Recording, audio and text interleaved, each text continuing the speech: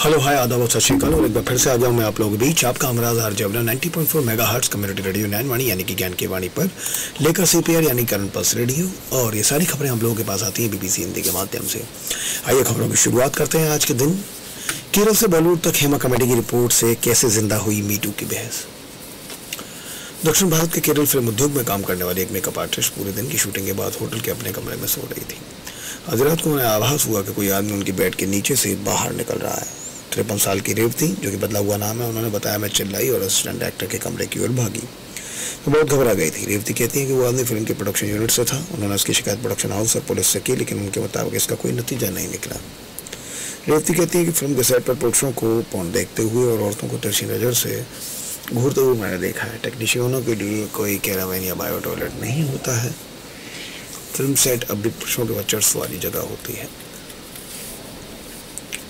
साल 2018 में रेवती और कई अन्य महिलाओं ने जस्टिस हेमा कमेटी के सामने अपने अनुभव साझा किए थे। इससे एक साल पहले एक जानी मानी अभिनेत्री के साथ यौन दुर्व्यवहार की घटना के बाद केरल सरकार ने 3 सदस्यों वाली जस्टिस हेमा कमेटी गठित की थी। कमेटी ने उस इंडस्ट्री में महिलाओं के काम के भयानक हालात की जांच की और 2019 में अपनी रिपोर्ट सौंपी। 5 साल बाद इस रिपोर्ट को पिछले महीने सार्वजनिक किया गया। इसके निष्कर्षों को फिल्म उद्योग में मील के पत्थर के रूप में देखा जा रहा है। इंडस्ट्री से जुड़ी महिलाओं ने कमेटी से बात करते हुए दर्शकों पर आने दुर्व्यवहार की उन घटना को साझा किया जो उन्होंने झेला देखा था। कईयों के लिए एक support group women in cinema collective की कोशिशों का नतीजा था, जिसने उन्हें अपनी आवाज़ बुलंद करने के लिए प्रेरित किया था। WCC का बहनापा। साल 2017 में यौन हिंसा के मामले में फूटे आक्रोश के बाद WCC अस्तित्व में आया था। इस घटना के बाद केरल फिल्म उद्योग से जुड़ी महिलाओं का एक समूह दशकों पुराने यौन दुर्व्यवहार के मामलों की व्यापक जांच के लिए सरकार पर दबाव डालने के लिए एक साथ आया। इस तरह से हेमा कमेटी की शुरुआत हुई। जैसे जैसे जांच आगे बढ़ी और इसने अपनी रिपोर्ट सौंपी, जिसके बाद 2024 में इसे जारी किया गया। WCC महज एक सपोर्ट ग्रुप से बढ़कर केरल फिल्म उद्योग से जुड़ी महिलाओं के लिए अपनी कई कहानियों को साझा करने का एक मजबूत प्लेटफॉर्म बन गया।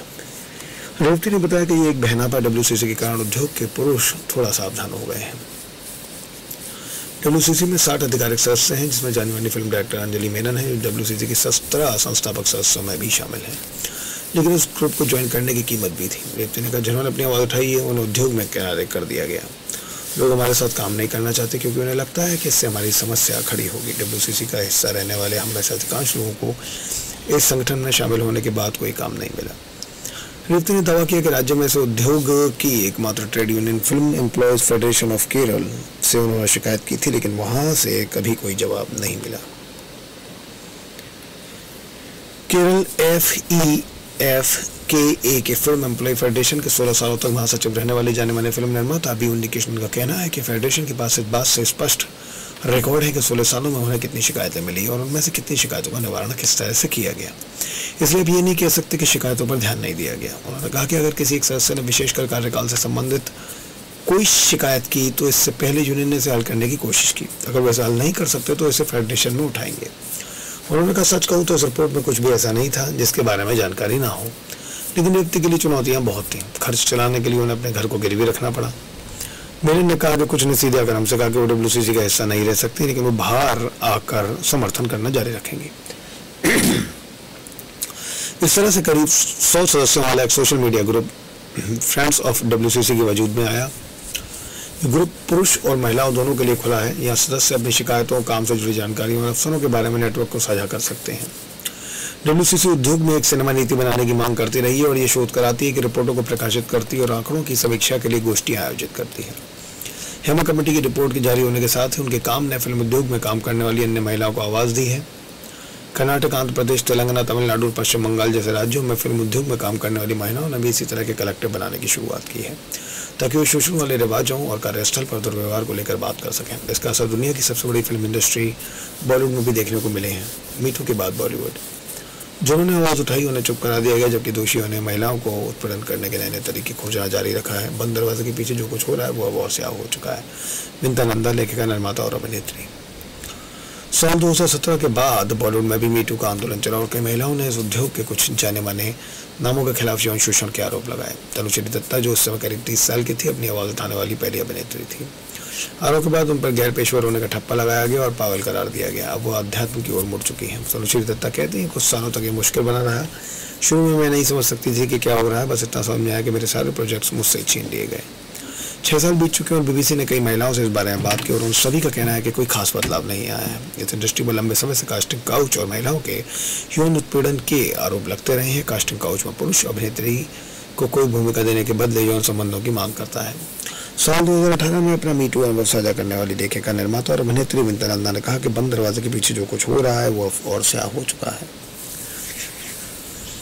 वो बॉलीवुड को और सुरक्षित बनाने के लिए आंदोलन चला रही हैं। वो कहती हैं जिन्होंने आवाज़ उठाई उन्हें चुप कर दिया गया, या जबकि दोषियों ने महिलाओं को उत्पीड़न करने के नए तरीकों को खोजना जारी रखा।